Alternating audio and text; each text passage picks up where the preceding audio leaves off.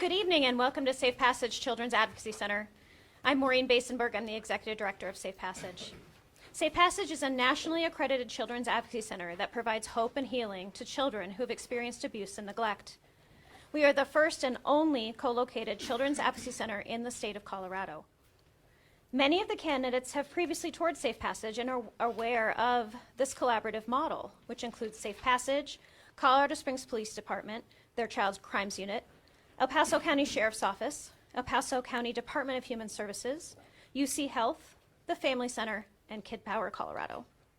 What makes this approach unique is it brings together in one location the key partner agencies to collectively conduct child abuse investigations and provide abuse prevention services.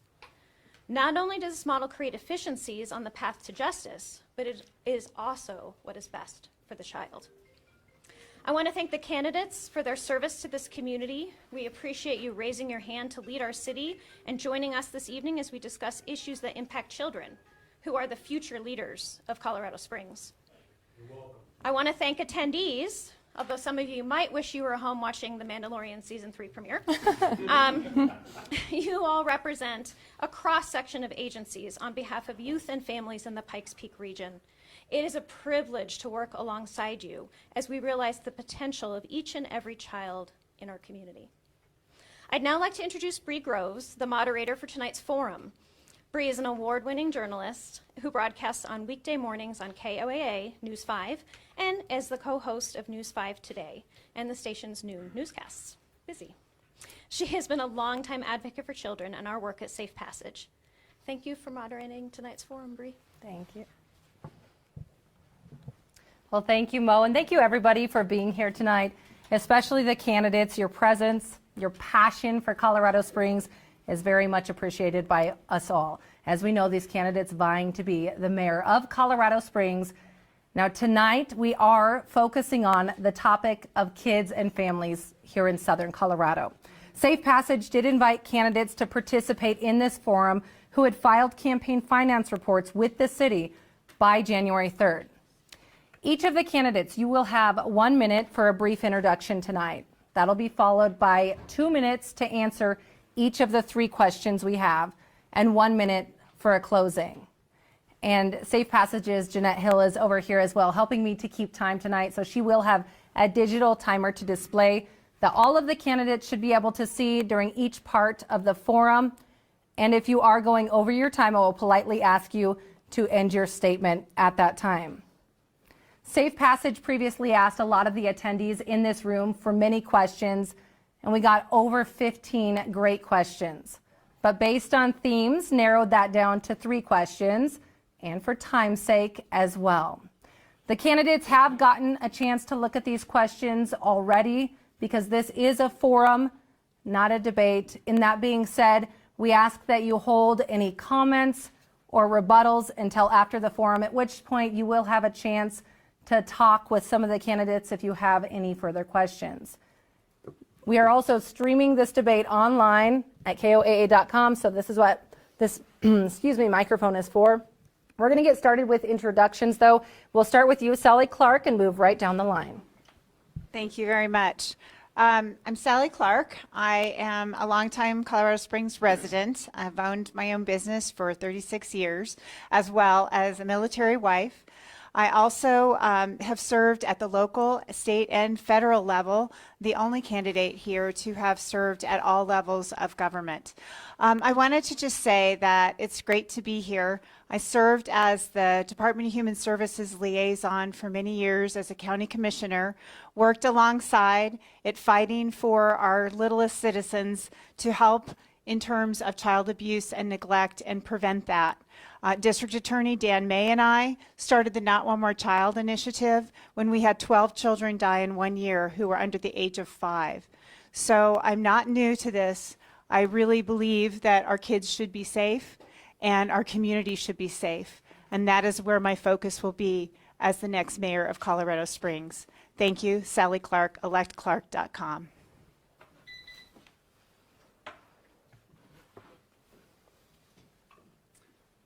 Good evening.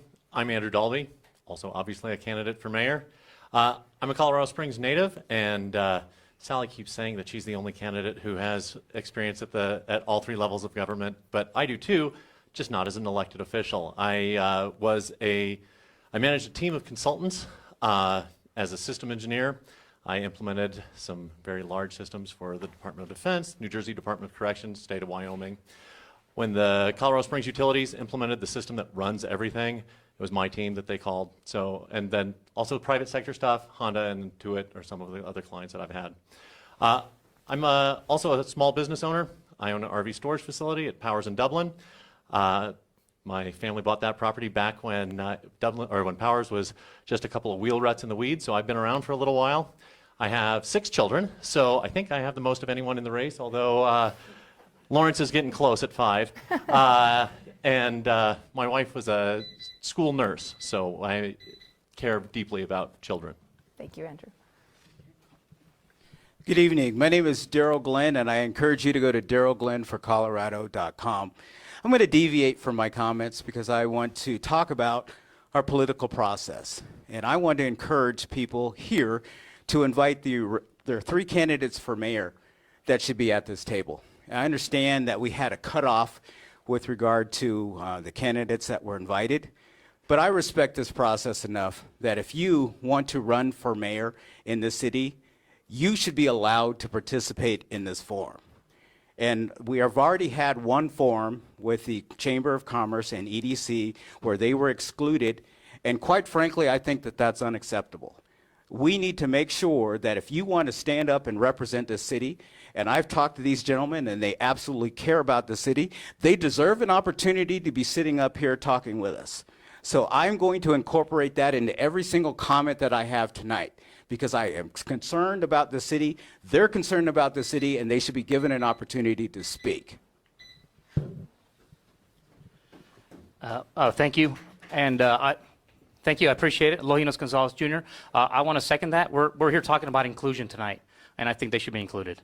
So I'm Lojinos Gonzalez. I'm a retired Air Force officer. I was a middle school teacher. I'm a current county commissioner, and I'm a business owner as well. I believe I have the leadership and experience and the values that matches our community and can best lead our city, our great city, forward. I will be prioritizing public safety because I want to make sure government's #1 job is keeping people safe, and I'm going to prioritize that and make sure we bring our crime rate down because we need to take care of our communities and our families. 2, I want to continue to improve our roads and infrastructure. We got to fill those potholes and maintain our roads. Also want to make sure that we look at the water and growth issues, and I want to make sure we are addressing the issues with our youth. I work on the court-appointed special advocate. I'm on the board of directors for KOAA. I was a middle school teacher working day in, day out with children. I am the Keeping Children Safe coordinator at my church, and I ask you for your support. Thank you very much. First of all, thank you to the many architects and nonprofit leaders in this room. Thank you for having us. My name is Yemi Mobolade, and I'm running for mayor because my city needs my leadership. The stakes are higher, so therefore we need greater leadership. And here's what I mean. To solve our infrastructure, economic vitality, and public safety issues, not only do you need a leader that can solve that, you need a leader who can navigate the cultural and the political and the social dynamics of each one of those issues. And I have a proven track record of bringing people around the table to solve problems. My husband's an incredible woman. We're both parents of 3 young kids, 9, 5, and 3, and the struggle is real. I'm a business leader. I'm an immigrant. I'm the product of the American dream, which is getting harder and harder for families, which is another reason why I am running. I may be a political newcomer, but I'm a seasoned city leader, and I'll be bringing that expertise to the mayor's office. Thank you. Last night I missed, I think, can you hear me? Yeah. I missed the 1 minute. Now I got it, so thanks very much. Hi. Who is Tom Strand anyway? First of all, he's somebody that supports both Daryl and Lojinos about having everybody sit up at this table that was able to come tonight. All of us in January had to get 100 signatures on a petition to get our name on the ballot. Often you had to get 150 or 200 because people didn't know they had to be 25 to sign it. And in fact, they had to live in the district and be registered voters. So I would include anybody that is on the ballot to be up here. I got here in 1975. Many of you weren't even around then at Pete Field. So I was there as a young judge advocate. I spent 30 years in the Air Force. And then after I left the Air Force, I was on the District 11 school board for 5 years. And then I got on city council and the board of directors for utilities in 2015, reelected in 2019. I think, well, my time's up. That's probably enough for me to say. So I'll hand it over to Mr. Williams. Good evening. My name is Wayne Williams. Thank you so much for sponsoring this forum. It's good to be back here again.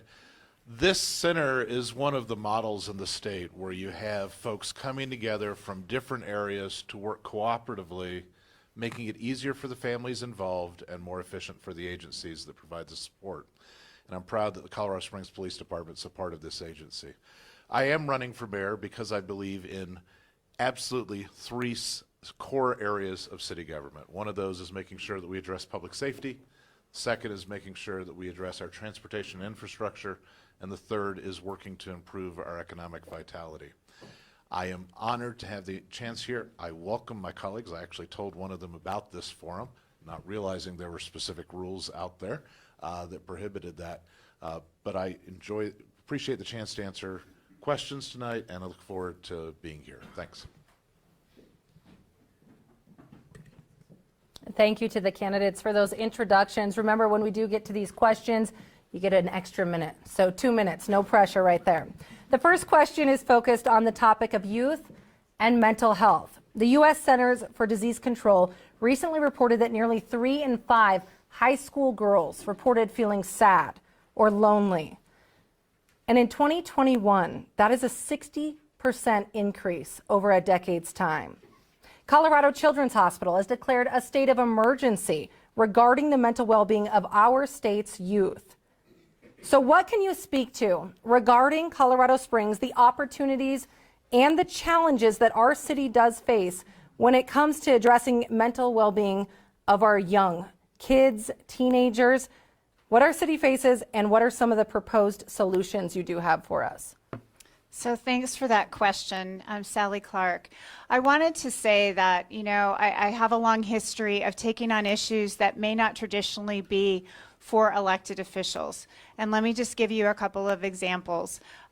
First, the Not One More Child initiative that I mentioned with Dan May, where we brought agencies, we brought government agencies together, we brought nonprofits to the table, all to prevent the children who were dying under the age of 5 from child abuse. Secondly, I wanted to say how I took on, as a National Association of Counties president, based in Washington, D.C., but as a county commissioner, to combat the opioid epidemic that we were seeing throughout our country, and worked alongside National League of Cities and National Association of Counties.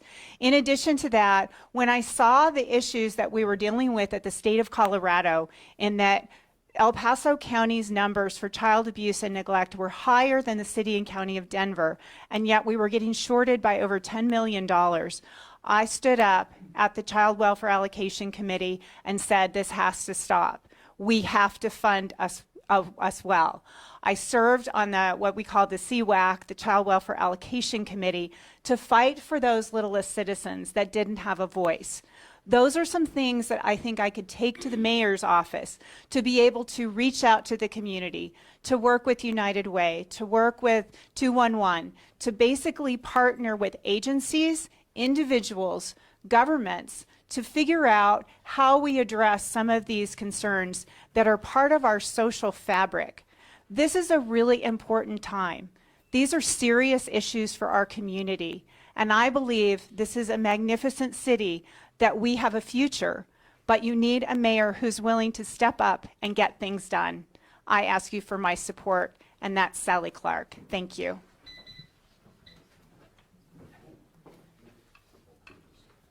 Andrew Dalby, we're here tonight to give voice to the voiceless. So with permission, I'd like to answer for Tig. I know he says things often. We've had a number of these forums, so I've started to get to know what other people's answers are going to be. So Tig, correct me if I'm wrong, but Tig has gotten into this race because he thought that the COVID mandates were unconstitutional and very intrusive.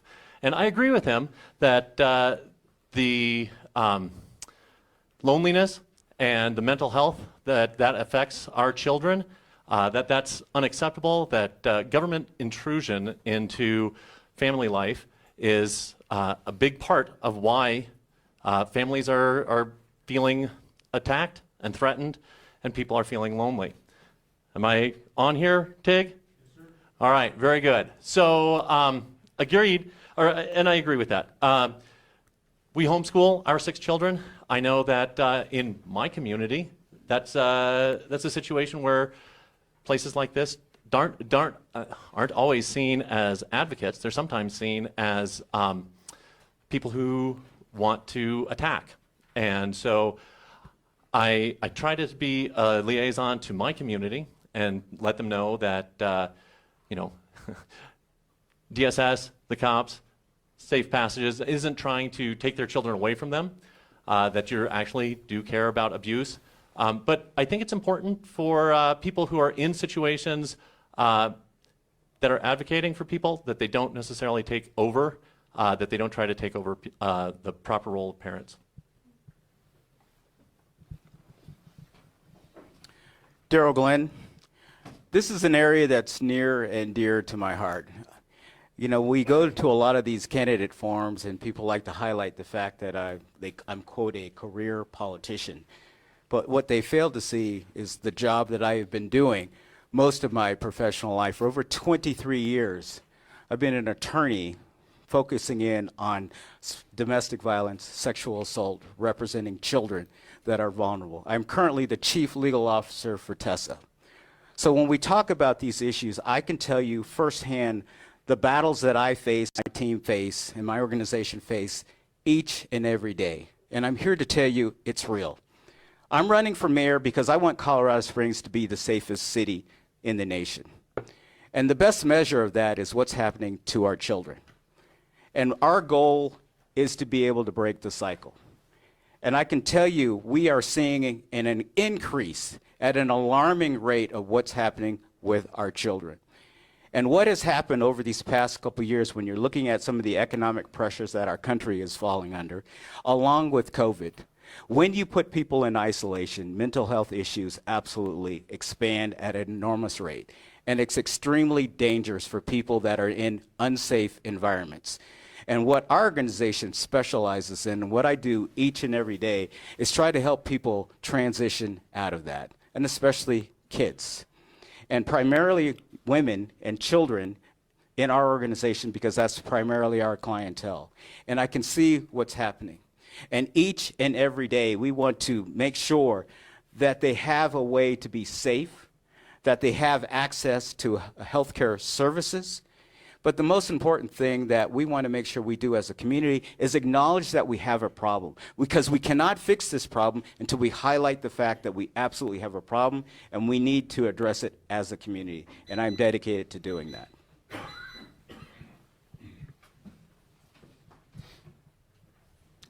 Thank you. I'm Lojinos Gonzalez Jr., again, running for mayor. I got in the race in running for mayor because I believe in service to others and giving back to my community. That's what I did in the military when I served, and that's why I got into teaching. And I taught at Carmel Middle School on the south side, lower income, high minority, people that need to feel included, need to feel safe, and have issues that they need to overcome. And I did that because I wanted to give back and serve and be that mentor to the youth that need it and need to see people that can help them and lead them in the right way to get the assistance they need when they're having struggles. And as the mayor, we want somebody who can lead and has that experience to be able to help our youth. And things I've done very highlighted by the fact just several years ago, we had one of the highest suicide rates amongst our youth in the whole United States was right here in El Paso County, Colorado Springs. And we addressed that. I'm on the Board of Health.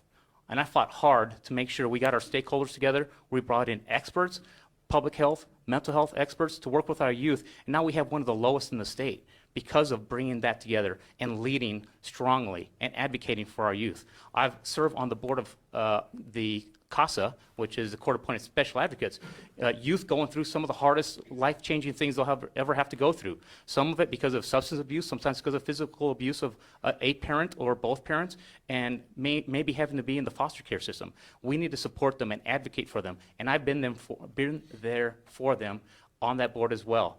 And I continue to do that at the church, being on the Keeping Children Safe initiative for our church as well. And then making sure that we, in the Fountain Valley, one of the things I'm really proud of, our communities that care, through public health, we have a program in the Fountain Valley that works with our youth, peer-to-peer coordinators, working with them to make sure that we have early intervention programs. And those are the kind of things we need to expand within the entirety of Colorado Springs. Thank you.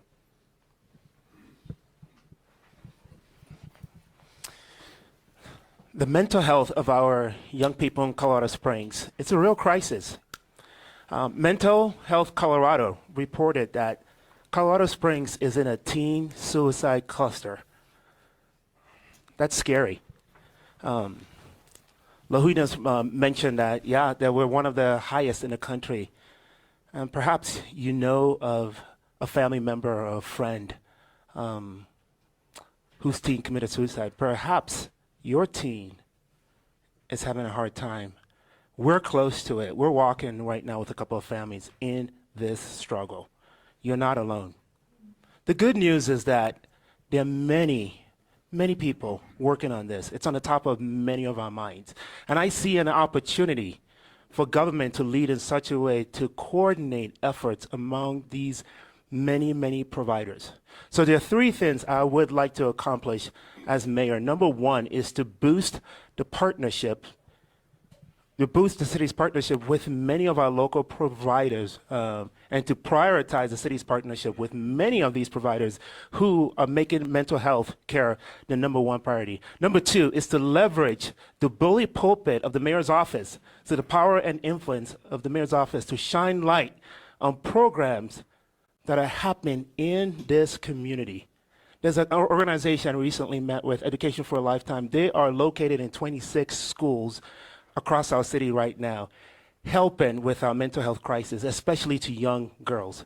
And the third thing I would like to accomplish is to establish a mental health COS, in the spirit of COS. So this will be a regional collaboration of all the providers, and we will have a continuum of care of some sort to ensure that we are all working with the same plan and from the same playbook. Thank you.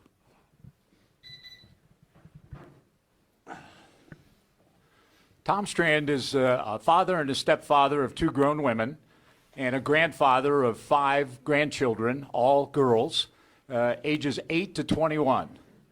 When I was on the District 11 school board, as president of the district school board, I would see the issues with our police officers in our schools, our SROs that would work in high schools like Doherty, like Palmer, like Coronado.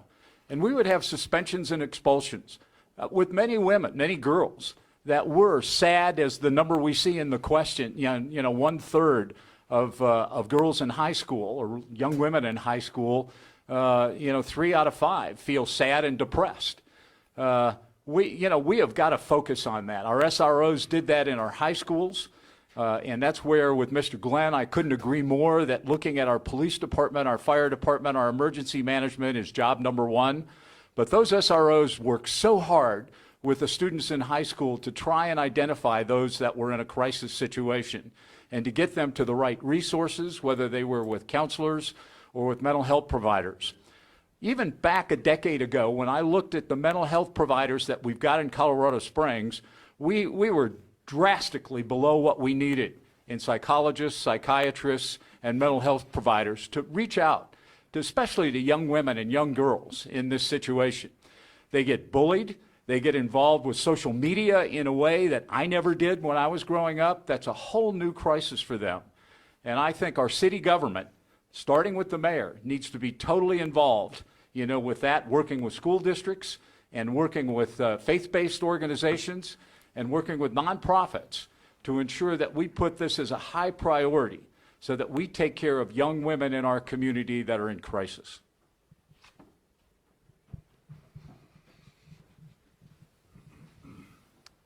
Holly and I have 4 kids. All of them have left the home now. Two of those are daughters. And many of my colleagues have addressed some of the important issues. But when I saw the stat that was in the question, I was a little curious. So I did some research. And that 3 and 5 figure is individuals who felt sad for a period of 2 weeks during the last year or more. And that is a challenge that we face. And there are a number of things that we as a community can do. Some of those fall within other agencies, but some of them fall squarely within things that we can do as a city. So I want to talk about a couple of those. One of those that we have done is we have worked with a series of nonprofits, foundations, Comcast, and others to allow free access to our youth sports program. This year we've got 1,300 individuals receiving that free access, making it so that individuals can participate in healthy activities in our parks. And one of the things that we do as a city is provide parks and recreation. Let me switch over to the most vulnerable part, and that is a family that has lost its home. So last week I was over visiting with the Salvation Army and looking at their plans to create a place for families to go so they are not separated when they lose their home. And that is really when people are at the most vulnerable. And as mayor, I will help lead a push for funding for that so that we are able to create a home for those individuals who are in most need of it. Thanks.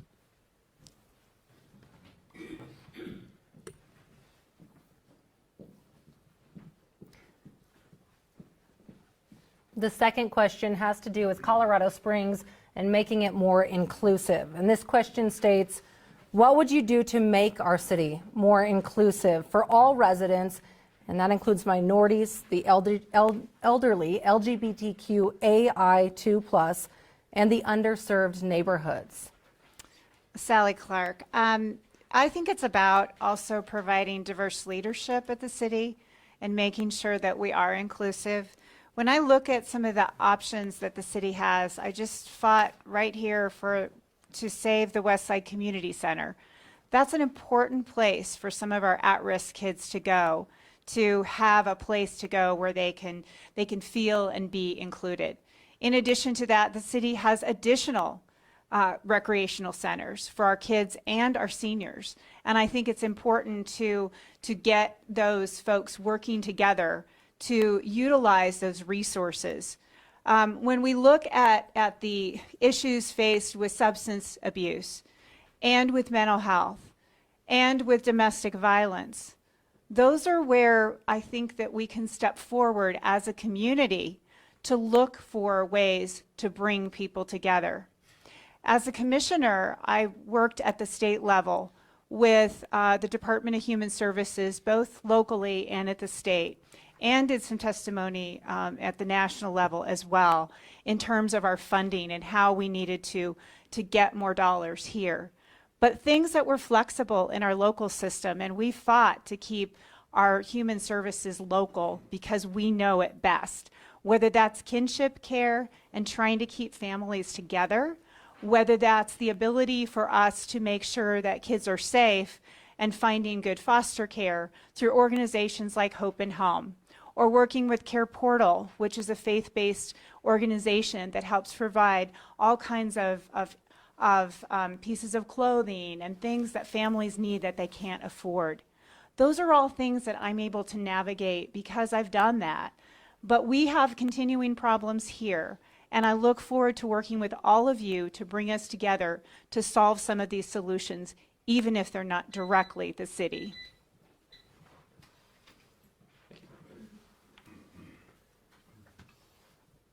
Andrew Dolby. I'm going to keep stealing people's lines because, again, not everybody's been included up here, which is interesting. The question is about inclusiveness. I'm going to steal Daryl's for a second here. Sorry, Daryl. But I am an unapologetic conservative, Christian, and constitutionalist.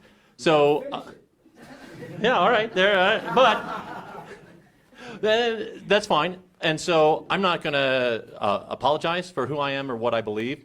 Fact of the matter is that, and I'm going to just stop with the LGBT abbreviation. I'm sorry, I can't remember all the other ones. There are certain behaviors that I disagree with, but I don't dislike people. I believe that every single person is made in the image of God, and they are of infinite worth.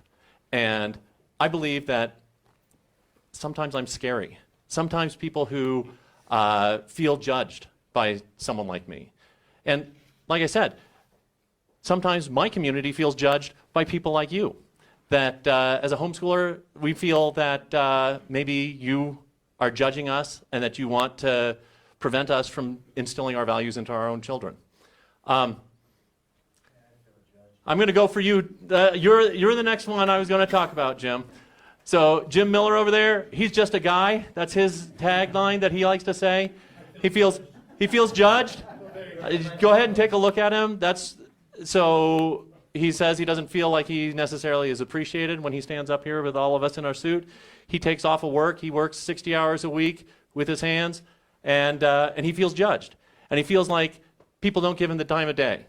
I think we all need to take a step back, understand that we're all trying to get through this together, and not be so quick to jump to conclusions that somebody who might not look like us is, maybe they can be our friend, and they're not attacking us.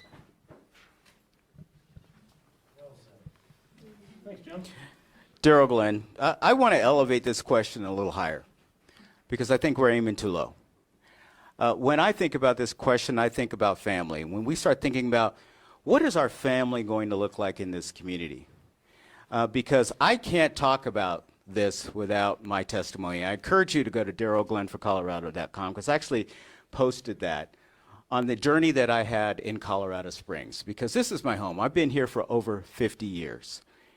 And when I look across this community, I think about family. Now, some of us have a better tan, but it's important for all of us to understand that instead of looking in isolation of where we're at, what we should be looking for is quality people that are going to treat us with dignity and respect and as a family member. And we might disagree on some issues, but the one thing that brings us together is that we care about our community and we care about making sure that we're safe.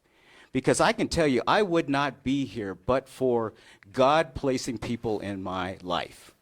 My testimony is about Jesus Christ, my Lord and Savior, put people in my life. I had tried so many ways to get out of the lane. And God kept bumping me back in by putting people in my path that didn't care what color I was, didn't care anything about me, just wanted to make sure that I did the right things, make sure I did my homework, make sure I was respectful. What we need are quality people here. We need to stop isolating one another. We need to make sure that as we think about this community, we're thinking about growing together as a family. And realizing that there will be times that we disagree, and that is okay. But we need to understand what unites us as a community. And what unites us makes us stronger. And that's what we need to set as a goal. And that's what I'm going to do as your mayor. So it's important for us to, yes, there are differences, but we are still family. Thank you. Lojinos Gonzalez Jr. Again, this is a great question. As a person of faith, I believe in treating everybody with respect and dignity and love and making sure that we're taking care of everybody. And so I did that in the military. It's what I raised my hand and swore I'd defend. And I did that in the military. I did that as a teacher, make sure I treated all of my students the same way and treated them fairly and with respect and dignity. And that's what we should do as a community. Bring everybody together, work with our community partners. We're talking about inclusion and diversity. I'm very proud of the fact I didn't run on this, but I'm Hispanic. I was very proudly the first Hispanic county commissioner elected, I think, in 100 years. That's something I'm proud of. It's not what I ran in, but it is what it is. Let's work to elect the best qualified candidates. Let's hire the best people, and let's look at and respect people for the content of their character. And what I ask is, let's work together. Let's come together. We've got great community partners. I was on the board of directors of the Hispanic Chamber. I work hand in hand with the Black Chamber, the Women's Chamber, that we're all, I think, hopefully all of us will get to be there on Monday as well, meeting with them and residents and getting to talk about issues for our community. And I want to make sure that we bring all our community partners together and do what's best for our community. And so I'm asking for leadership and partnership that allows us to do the best for everybody and bring everybody together. One of the other areas I've been very proud of working with are with our nonprofits, our faith community, and our churches. I was very happy I got to be one of the guest speakers with Cuz I Love You organization, very well known. Thank you. And I got to speak about diversity in our community and working with youth. And that's something I've got on my record, something I'm very proud of working on both issues, and I absolutely want to support our youth and make sure that they feel respected, loved, and are treated with dignity. Thank you. Lohinos, thank you for being a part of 'Cause I Love You. Friends, I moved to the country 26, 27 years ago as an immigrant, and I know what it feels like to be an outsider. And I will bring this experience and channel this empathy into the mayor's office. I intend to be a mayor for all residents of our city, regardless of race, income, status, gender identity, sexual orientation. I will be a mayor for all people. Because see, one of the things I say all the time in the campaign trails, there is no such thing as a Republican pothole, a Democrat pothole. It's just potholes that affects our quality of life. So that is the leader I will be. My vision for this city is for an inclusive, culturally rich, economically prosperous, safe, and vibrant city on a hill that shines brightly. Like all the other candidates said, I too am committed to the belief that all people are made in the image of God. I've been doing this work, friends, and I intend to continue this work in the mayor's office. From my time as a pastor with First Pres, leveraging this prominent church to influence Southeast Colorado Springs and to serve Southeast Colorado Springs.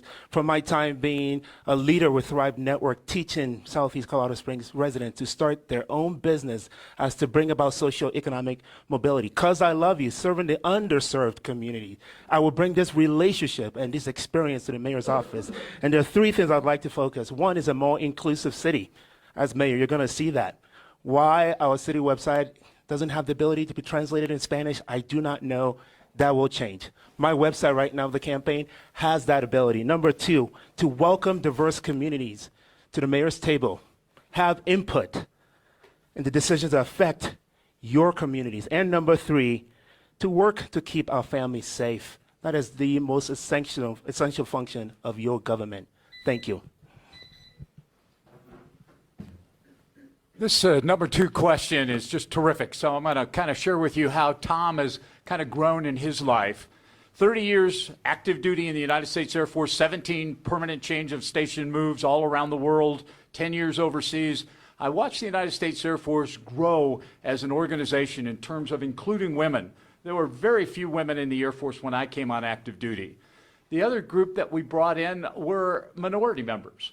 It was really difficult as a JAG to recruit judge advocates, lawyers who are African American or Hispanic, because they could make more money if they went out into the community. And it was, you know, they figured they'd worked hard to do that. But I watched in that 30 years how the Air Force changed and grew and matured. But I'm going to give you two examples about where Thomas got involved in how do we make Colorado Springs more inclusive. One was my friend, Mr. Martinez, who's got his back to us now there, invited me. We keep including our friends there. You know, he invited me about a year ago to go with him, meet him in his near his apartment in the southeast part of Colorado Springs, and to take the buses around the city and learn about how taking public transportation, you know, not just for minorities, but for people that were seniors, people that had different kinds of handicaps that took the buses, and we spent the day doing that. The bus station currently now is just right next to City Hall, you know, on Nevada. I want to tell you, don't try and use their restrooms because they're horrible, and he taught me about that. The second thing is, the LGBTQ situation with Club Q that happened last year that, you know, just kind of shocked this community, I think. we put up a banner in front of City Hall, and I had members of my community, people that had voted for me, were very angry that we did that because they thought that somehow we put the banner above the United States flag. But I fought to keep that banner up there for 2 weeks to honor the people that live in that community and that perished.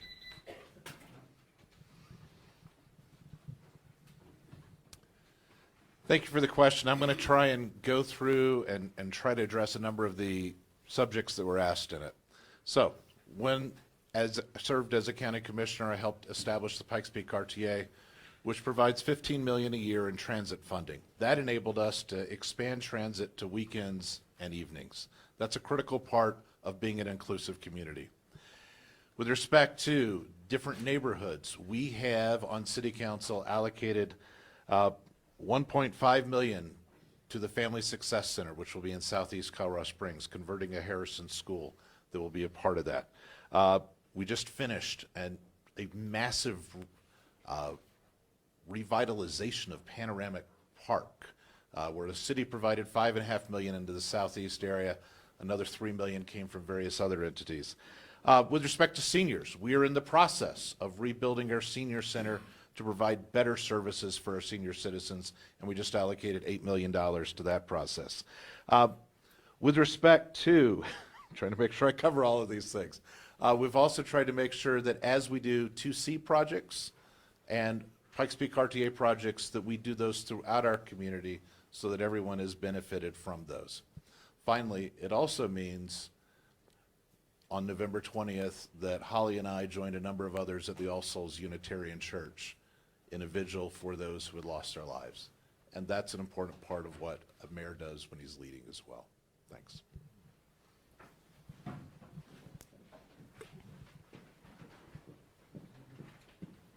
That brings us to our third question of the night, and that has to do with after-school programming. So other cities, this is the question, other cities similar in size do have robust after-school networks and a city-run department that supports free after-school programming. After school is very valuable for children, as we all know. It provides safe supervision by caring adults. It's valuable for parents who work and can't be there after or before school hours. Do you have plans to support after-school programming and summer camp options for our youth?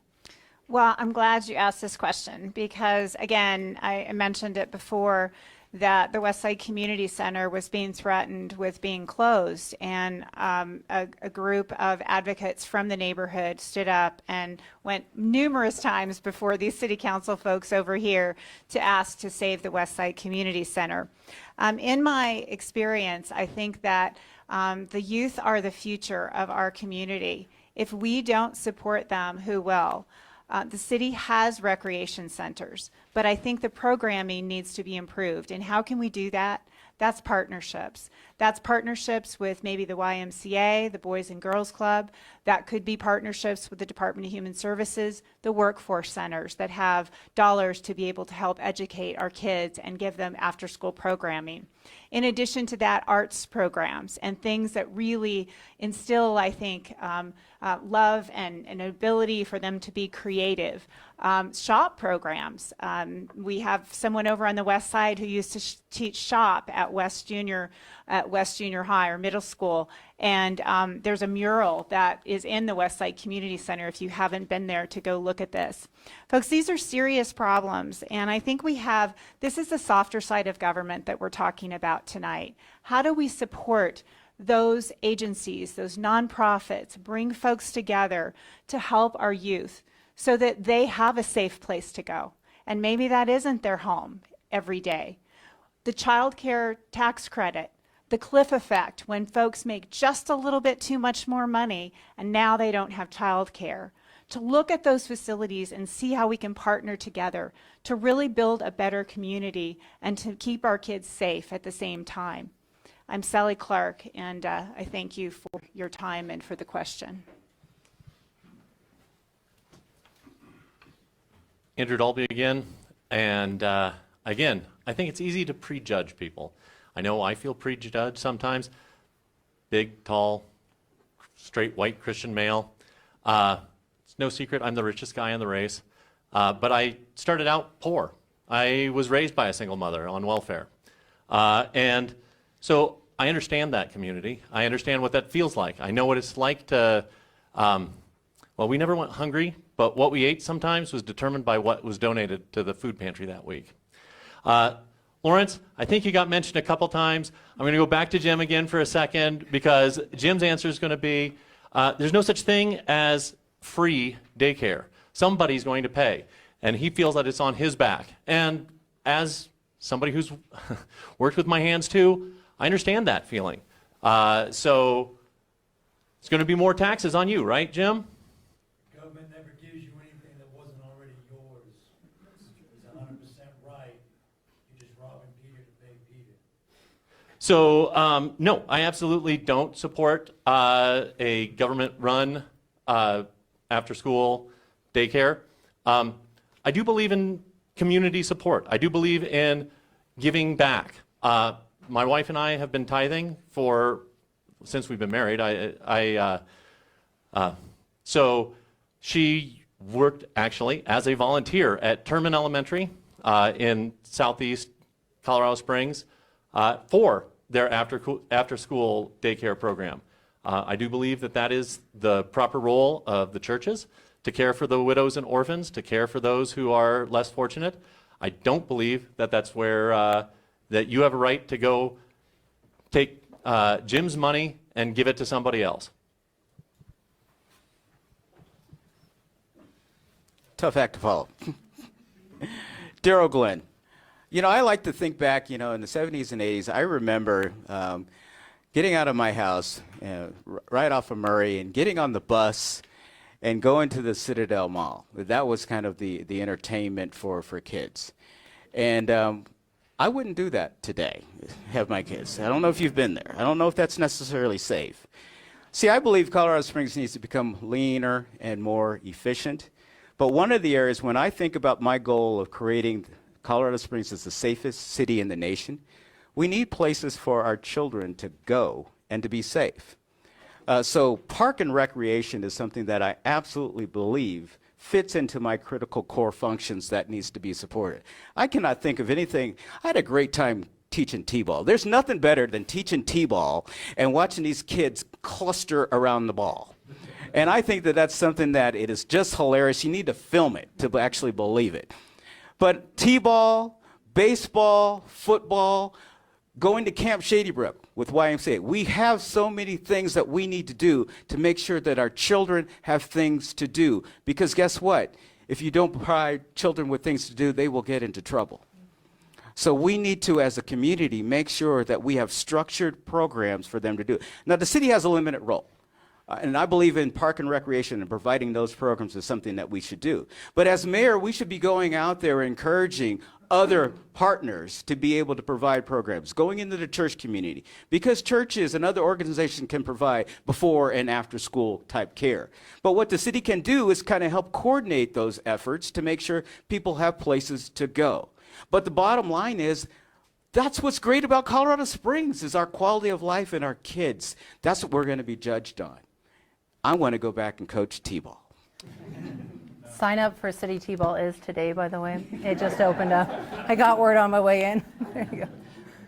Thank you again, Lojinos Gonzalez Jr. And in my individual capacity and as a county commissioner, so I've partnered with and worked with organizations like the Boys and Girls Club, the YMCA. I was there when they had the grand opening of the STEM room just down the street from Carmel Middle School, where I used to teach, and still continue to work with youth in the South and other things. When I spoke at the 'Cause I Love You event, that was a discussion of how do we get our partners, those non-government agencies, our nonprofits, our faith-based community and our church to come together to help fund some of these programs that we're talking about. The parks, yes, there's the funding allocated to certain projects already, such as our parks associations and some of those clubs. But the funding has to come from nonprofits, other organizations, and they're there. Let's come together, work together so that we can properly fund those.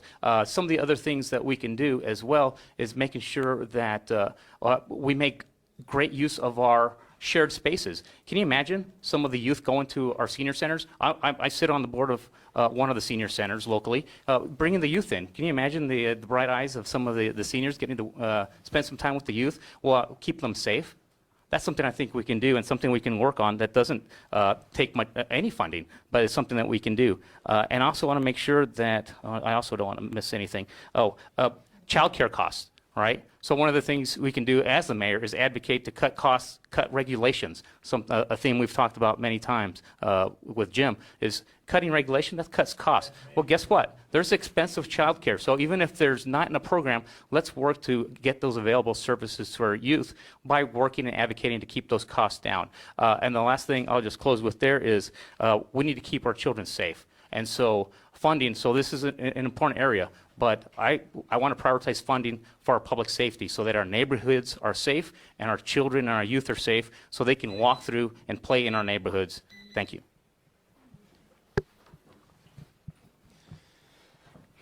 My wife and I are parents of 3 young kids. I told you that 9, 5, and 3, and the struggle is still real. We're both working parents, so we survive on daycare and after-school care. Summer camps. We survive on summer camps. These are things that we cannot do what we do in a community, including serving our community, without these programs. And Colorado Springs has 200,000 households. The median age in this city is 36 years old. That's a lot of families if you really think about it. And this is not a luxury for many families. This is a necessity for them to be able to bring those wages home, for them to be able to even put money and put savings. And it's also a necessity because these after-school programs really help with child development, and also employers benefit from this because we have a workforce shortage. So these things are really important. So here's the thing, as a mayor, you get a mayor who is very empathetic to the struggles of very many families in Colorado Springs. And Darrell Glenn is right. The city does have, in Parks and Rec, we do have centers. So I will be taking a fresh look at many of those centers and see how we can ensure that we are maximizing those opportunities to the many families in Colorado Springs. Number 2, I will shine light on some of the good work that is happening in our city. So we depend on the YMCA. If you haven't heard of the Family Success Center in Southeast Colorado Springs, I was honored to be a part of that work and bringing it to life. And we are working on an after-school program and also providing programs and teaching sports at no cost. And number 3, I will invite new leaders and new organizations to the table, to the conversation, including churches, because they sit empty for most of the week, and they can be a part of the solution. Thank you. Thank you, Yemi. Before I retired in 2005, I was running the Judge Advocate and Paralegal School in Montgomery, Alabama. Anybody ever been to Alabama before? Real challenges with their education. And one of the things I learned from my staff, because I had a lot of enlisted personnel who were paralegals who had children, and the before school and after school programs were critical. And at least on our base, the federal government funded that. And it was critical for them to have a place for their children before school, because many of them started work at 0600 and they didn't get home until 7 o'clock at night. So they needed those programs desperately. After I left the District 11 School Board, I didn't stop staying in education. I am the treasurer, and I have been for about 9 years, of what used to be Global Village Academy. Now it's called the Colorado International Language Academy, right across the street from UCCS. And we've got a preschool there, and we've got a school after school, but the parents have to pay for that. And it really helps those students to get that preschool, you know, especially the kids that are 3 to 5 before they're eligible for kindergarten funding. And so it's an area that, you know, we've got to reach out to do. Now, I understand we don't want to put more taxes, you know, on your shoulders. But what I would do as mayor is I would put something on the ballot, and you would vote on whether or not we would use some of the taxes from our sales tax, which is getting up to 9% now on sales tax, and we would see if we could find funding for that to fund families for preschool and after school, because I think it's a critical thing, and it would give you, the voters, a choice as to how we would use your money.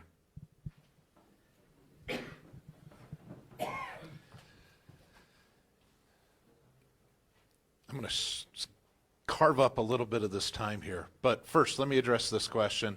The city is already actually doing this. We partner with Harrison School District using some of our community centers and Harrison School District, where we have a contract that allows that free childcare after school to take place. There's about 450 kids that are involved in it this year. And so we already are doing that. I am welcome to expanding that to other school districts that are interested as well. I don't think it's the city's role to provide that funding, but we're happy to work with school districts like Harrison that want to do that, or with nonprofits and others. Second, I forgot in the last question, one of the most important things we did for inclusiveness is to establish, when we had challenges with respect to police and minorities, we established the Law Enforcement Transparency and Accountability Commission. That is something that I helped push, and it brings people from different walks of life, different backgrounds together to discuss these issues. And I've got 50 seconds left, and I want to give 15 seconds to each of the candidates so they can at least introduce themselves at the mic. And so, Jam, if you want to come up, then Lawrence. And You better hurry. we want to be on the camera there. My name is Lawrence Joseph Martinez. I think it's a shame that we're not allowed to be able to debate in these political situations. The Constitution says we the people, okay? As we the people, we should have the right to be able to participate. For Channel 5 and this place here for not allowing us, I'm so surprised, especially Channel 5, for the ones that say, okay? Jim. I'm Jim Miller. I'm just a guy. You saw who stand up through right here with this, that most of us are pretty much kind of we become friends. Wayne had my doubts. You're all right, though.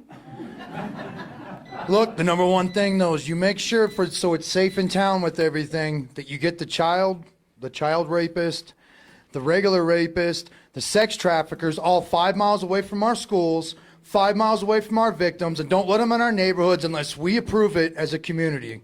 Okay? That will help a lot. The box are for the children.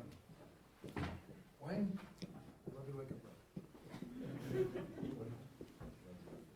Just want to remind you, after the forum, now that we have concluded the questions, you will have a chance to speak with each of the candidates. I know that some weren't able to make it up here tonight per the request that those campaign finances be in by January 3rd, and there's nothing we could really do about that tonight.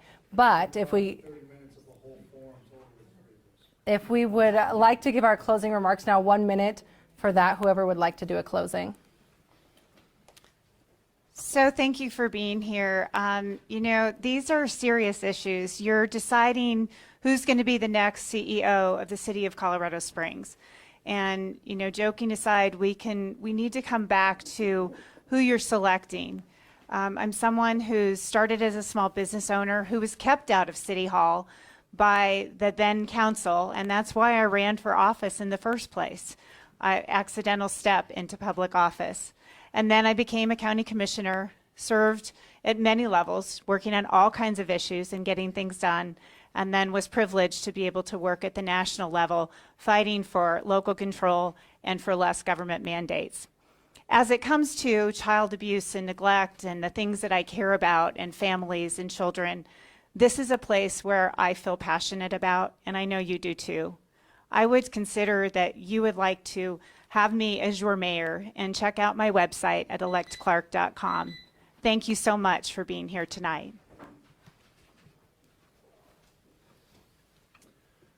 I'm Andrew Dalby, and I'm running for mayor because when the city was widening Dublin by my property, they weren't following the law. They were endangering the public because they were going to put a 10% slope driveway at the church that was next door to my business.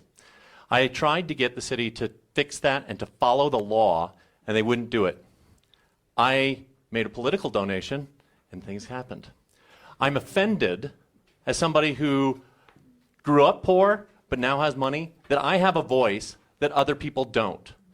And I am in this fight because I'm angry. And I am angry that there are people who've been in office for a long time who think that they know better than the rest of us. I want to be a voice for everybody. I do love everybody. Even Even you, Wayne. Andrew Dalby for mayor. Daryl Glenn, I just want to say thank you for coming out tonight. And when I think about this city, again, I've lived here for over 50 years, and this is home. We are heading into some difficult times, some challenges that are ahead of us, but I believe that we are going to be successful. When I talk to people about why they came to Colorado Springs, there's something special about Colorado Springs. And what I am going to do is I want to designate Colorado Springs as the safest city in the nation, and I'm going to continue to work to do that. Because when I think about the issues that we talked about today, we're going to be judged on how well our children are able to recover and do better things than we do in the future. So I need you to believe that we can win. I need you to believe that we can change things in this city. And I need you to believe that together we can make Colorado Springs the safest city in the nation. And that's what we're going to do. So go to Daryl Glenn for Colorado.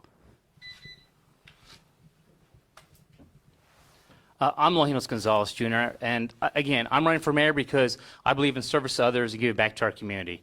I believe that my broad background as a county commissioner, as a retired Air Force officer, as a businessman, and a former school teacher who's worked with our youth for years gives me the experience and having the leadership skills to best lead our city forward. And we want to see that leadership and advocacy for our community, for our youth, and for our great city, Colorado Springs. And so I believe I have that. I have the executive level leadership needed to run the city from my position as a deputy director of intelligence at the Air Force ISR agency, which ran all of personnel and budgeting for intelligence personnel. I'm going to prioritize our public safety and bring down crime so that you and your children and our youth can feel safe in their neighborhoods. I'm going to fix the roads and infrastructure issues and pothole issues that we have, and I'm going to make sure that we continue to be the best city. I ask you to vote for Lojinos Gonzalez Jr. for mayor. Thank you. First of all, thank you for having us. Mo, Alex, thank you. Friends, you are not just deciding on the next CEO of your city. You're deciding on the next public servant. We get to give all kinds of promises and lofty goals, but I ask that you ask yourself at the end of the day, what matters the most if it's not leadership? And as you assess all your candidates, ask yourself the question, who do you want to be the leader of your city? Friends, we can continue being a city for the few or evolve into becoming a city for the many. And the proof is in the pudding. This choice is already being made, as my support is from every zip code and every neighborhood in this city.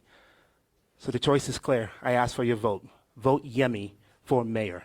And I just want to give a shout out, Tig, Lawrence, Jim, get to know them as well. Thank you. Strand kind of stands for three main things: experience, integrity, and skill sets. But I want to thank Amy and her staff for what they do at Safe Passage. I had a tour here, it seems like it was the middle of last year. What they do to help children that are in crisis, to lead them to healing is incredible, and so I applaud you for that. Whoever you vote for mayor, the ballots will go out the 10th of this month. It's already March, and they're going to, Election Day is the 4th. I think everybody knows that. You need to vote for somebody that you trust. And hopefully tonight you'll get some feeling for that, and it'll make you feel a little more, closer and stronger to do that. For me, trust stands for tenacity, responsiveness, understanding, stability, and time-tested. But I do want to mention, we were at an event just on Sunday, and somebody asked me about potholes in their area, asked all of us. Those potholes, because of my call, were filled today. So I respond, and you can trust me. Thank you. My name is Wayne Williams. I'm the only candidate running with elected executive experience, and I've delivered results for this community as your clerk and recorder, and for Colorado in terms of voting systems as the 38th Secretary of State. I'm asking for your support. I'm honored to have support from across the spectrum in our community. The Gazette's endorsement was on Sunday, but one of the things I'm most proud of is the endorsement of the Colorado Springs Professional Firefighters, a group that supported an opponent when I ran 4 years ago. and I'm honored to have them on board now.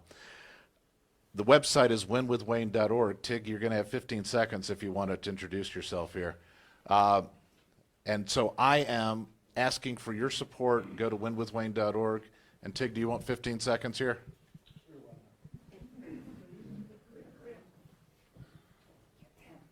Thank you. I'm John Tig Tigan, running for mayor. Obviously, he said a little bit about the COVID. I'm going to go back a little bit about the stuff with the children, especially the children that go here. Being a child and a victim of sexual assault, physical assault, and mental abuse, I know what these kids go through. I know what it's like, and I know what it's like to have that used against you. So it is a big issue, and we have to address it, but it isn't really the government's issue. It's the community's issue.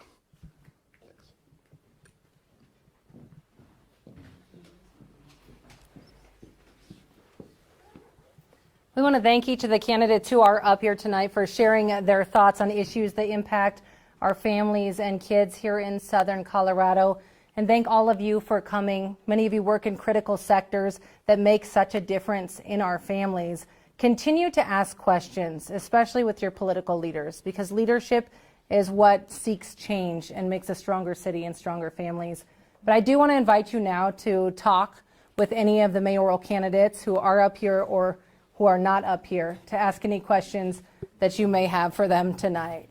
This concludes our forum, though. Thank you all for being here.